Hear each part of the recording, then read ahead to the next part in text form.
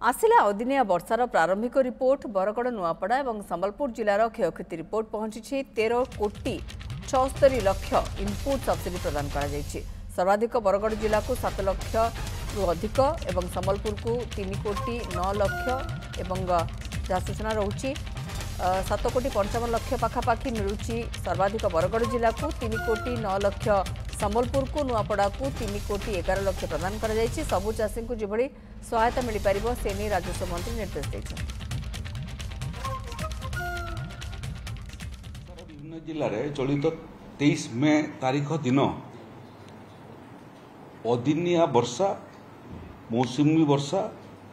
एवं तार सांगरे सांगरे डिप्रेशन कारण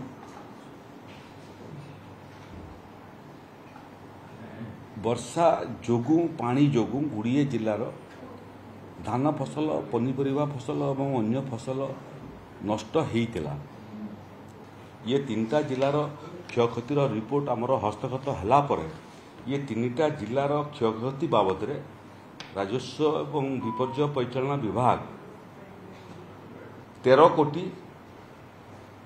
76 लाख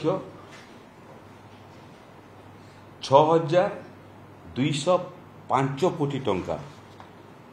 इनपुट सब्सिडी बाबद आम 3टा जिला को पैसा प्रदान कर साइलुणी।